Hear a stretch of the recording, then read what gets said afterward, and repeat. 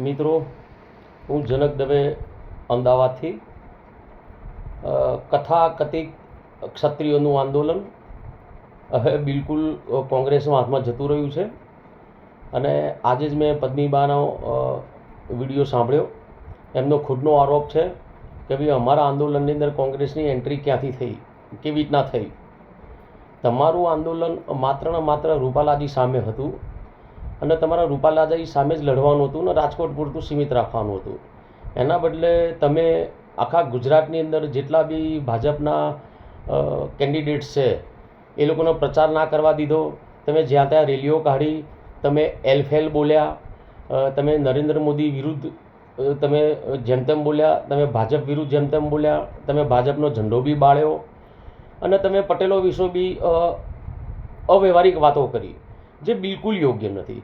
હું બિલકુલ નિખાલસપણે કહું છું કે ગુજરાતની જે પ્રગતિ છે એમાં સિંહ ફાળો પટેલોનો છે. એટલે તમારો અસંતોષ રૂપાલાજી જોડે હતો તો તમારા ટાર્ગેટ રૂપાલાજીને કરવાના હતા, તમારા આખા સમાજને નહોતા કરવાના. તમારા આ આંદોલન બહુ અલગ રીતે કરવાનું હતું, તમારા માટે રાજકોટ પૂરતું સીમિત રાખવાનું હતું. એના બદલે તમે આખું ગુજરાત માથે લઈ લીધું. અને અલ્ટિમેટલી પદ્મિની બાને બી આજે એક મેં એમનો વિડીયો સાંભળ્યો, એમને બી અફસોસ થયો કે આ આંદોલનની અંદર હવે કોંગ્રેસની એન્ટ્રી થઈ ગઈ છે. એટલે કોંગ્રેસને તો શું છે કે ભાવતું હતું ને વૈદ્ય કીધું એમ. અને આની અંદર બે ચાર વસ્તુ એવી ખોટી થઈ ગઈ છે કે મેં 3 વિડીયો એવા જોયા કે એમાં એક મુસ્લિમ વ્યક્તિ એ પદ્મિની બાની બાજુમાં ઊભો રહે છે.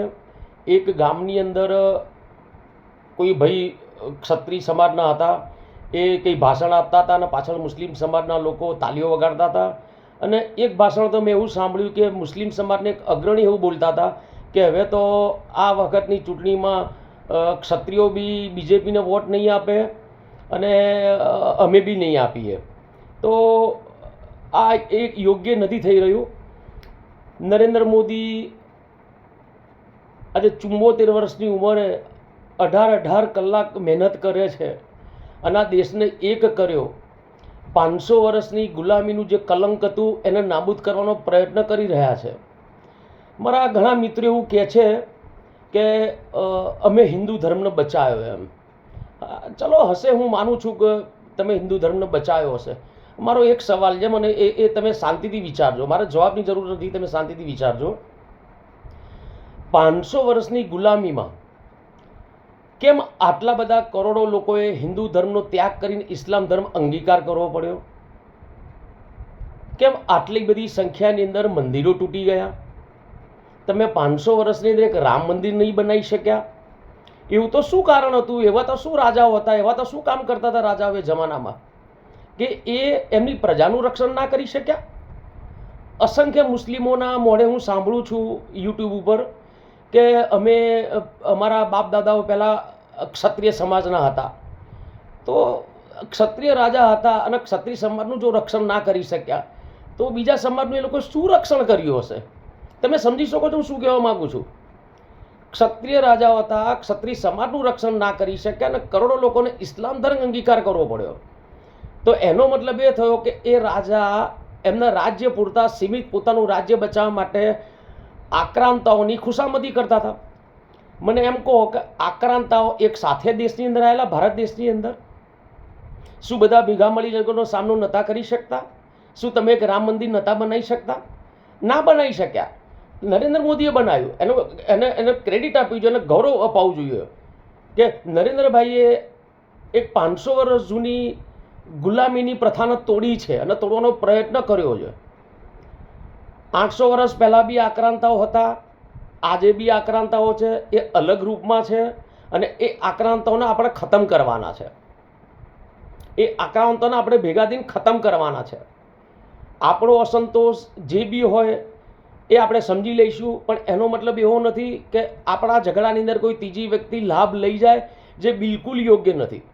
મેં બી થોડો ઇતિહાસ વાંચ્યો છે અને મને એટલી ખબર છે કે મહારાણા પ્રતાપ, શિવાજી મહારાજ અને જોધપુરના રાજા અને પૃથ્વીરાજ ચૌહાણ, આ અમુક રાજાઓએ મુસ્લિમો સામે લડ્યા છે અને એ લોકો એમની જાન કુરબાન કરી છે. બાકી આટલા બધા રાજાઓ હતા, એ રાજાઓ શું કરતા હતા એ આજે શંકા જાય છે કે શું કરતા હતા એ લોકો. જો એમને નેચરલી છે કે રાજાઓ એ જમાનામાંની જે બી સમાજના હતા તો એ લોકોની જવાબદારી હતી, પ્રજાનું રક્ષણ કરવાની જવાબદારી એ લોકોની હતી. એ લોકો પ્રજાનું રક્ષણ નથી કરી શક્યા, બહુ ક્લિયર વાત છે. નહીં તો આટલી બધી સંખ્યામાં, કરોડોની સંખ્યાની અંદર કોઈ હિન્દુ ધર્મમાંથી મુસ્લિમ ધર્મ અંગીકાર કરવો પડે તો કેટલી ખરાબ પોઝિશન કહેવાય. એ જમાનાની અંદર શું પરિસ્થિતિ થઈ હશે, તમે વિચાર તો કરો. એટલે મહેરબાની કરી કોઈ સમાજ વિશે ખોટું ના બોલો. હું તો એક એવા સમાજમાંથી આવું છું કે અમે તો એક નાનો સમાજ છીએ, બ્રાહ્મણ સમાજ છીએ. નથી તો અમારા પાસે, હું ધારું ને તો હું 50 માણસ બી ભેગા કરી શકું એમ નથી, અને હું ધારું તો 10-20 લાખ રૂપિયા બી ભેગા કરી શકું એમ નથી. પણ મને એમ થયું કે નરેન્દ્રભાઈએ જે મહેનત કરી રહ્યા છે અને નરેન્દ્રભાઈની મહેનત ઉપર પાણી ફરાઈ રહ્યા છે કથાકથિત કોંગ્રેસના સમર્થનના ક્ષત્રિયો, તો મહેરબાની કરીને આ રસ્તાથી પાછા વળી જાઓ અને તન મન ધનથી ભાજપના સાથ સહકાર આપો. કોંગ્રેસ તો આવતા 100 વર્ષ દેશમાં જોઈએ જ નહીં, કારણ કે આ દેશની જો પથારી ફરાઈ હોય ને તો કોંગ્રેસે જ ફરાઈ છે ભાઈ. પહેલાંના જમાનાની અંદર રાજાઓએ પથારી ફરાઈ હિન્દુ સમાજની, આઝાદી પછી કોંગ્રેસો ફરાઈ, અને આજે બી કોંગ્રેસ પથારી ફરાઈ રહ્યો છે. અને કોંગ્રેસ સાથે અસંખ્ય પક્ષો એમનો સાથ સહકાર આપે છે.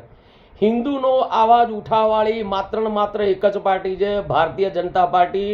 ભારતીય જનતા પાર્ટીને બચાવો. હજી નરેન્દ્ર મોદીજી હજી 10 વર્ષ શાસન કરશે. 2029નું બહુ ઇલેક્શન એમના જ નેતૃત્વ હેઠળ લડવાનું છે. 2034માં એ સત્તા છોડે એ પહેલાં ભારતને બહુ આગળ લઈ જવાનો છે. એટલે દરેક સમાજના લોકો સાથ સહકાર આપે. આંતરિક જે બી અસંતોષ હોય એને ભૂલી જાઓ મહેરબાની કરીને, અને ભાજપને આગળ લઈ જવાનો, નરેન્દ્ર મોદીના હાથ મજબૂત કરવાનો પ્રયત્ન કરો. જય માતાજી.